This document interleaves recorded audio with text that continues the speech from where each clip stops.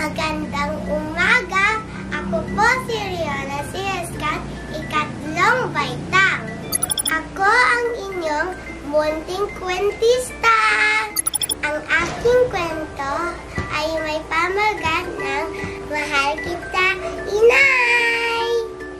Ito ang kwento ni Segundo D. Matias Jr.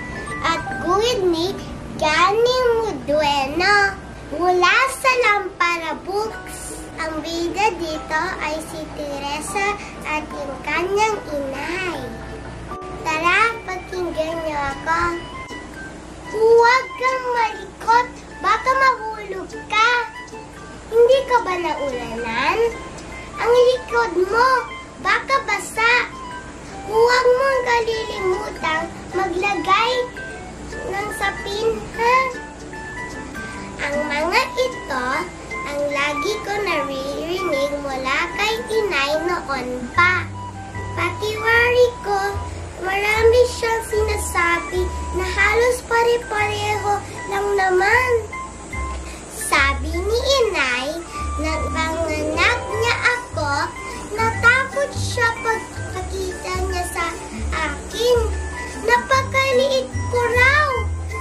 Kasi laki ko lamang daw ang isang litro ng soft drink. Gayun pa man ay nahirapan daw siya nang iluwal niya ako.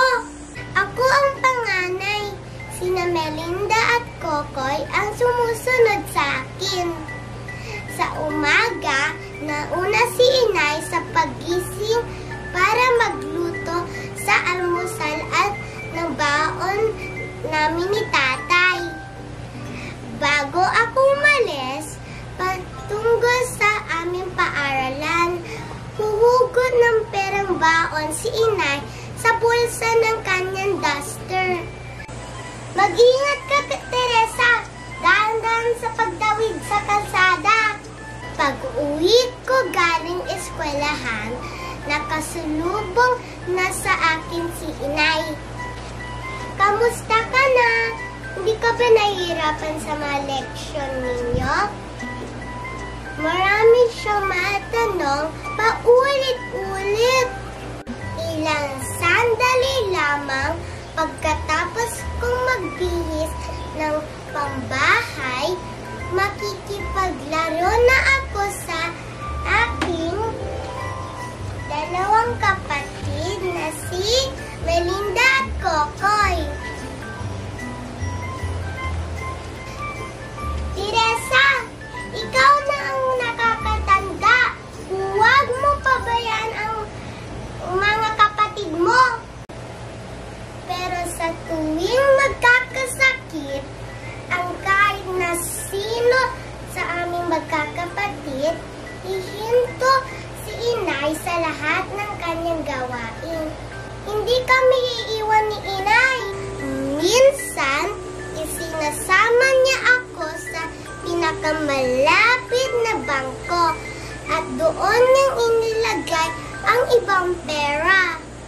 Kailangan mag-ipon ako para may pamparal sa iyo. Diba gusto mo maging nurse? Pagkatapos ay pumunta kami sa palengke, mga karne, manok at isda. Ang kanyang bilibilin, huwag daw ako magturo kung ano-ano. Isang araw sa aming paaralan, tinanong ko ang aking kaklase, si Almira, kung bakit lagi siyang lumiliban sa klase at kung bakit lagi siyang walang baon. Almira, bakit ka lagi absent? May sakit daw ang nanay ko. Nagulat ako nung isang umaga sa pagpasok ko sa school, ay nagpaalam na sa amin si Almira. Hindi na raw siya kanyang paaralin ng kanyang mga magulang.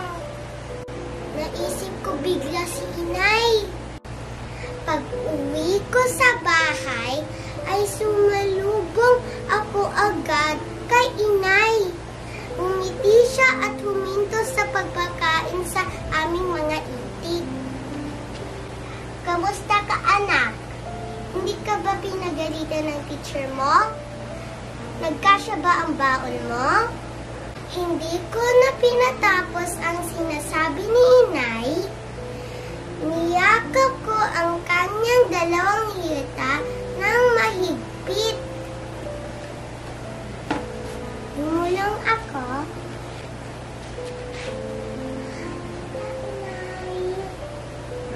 Kita mo na.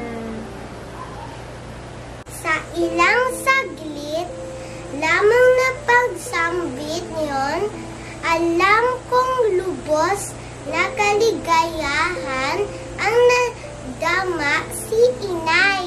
Ito po nagtatapos ang ating kwento. Lagi nating mamahalin ang ating inay. Muli, ako po si Riona C. Escat, ikatlong baitang. Happy Homeschool!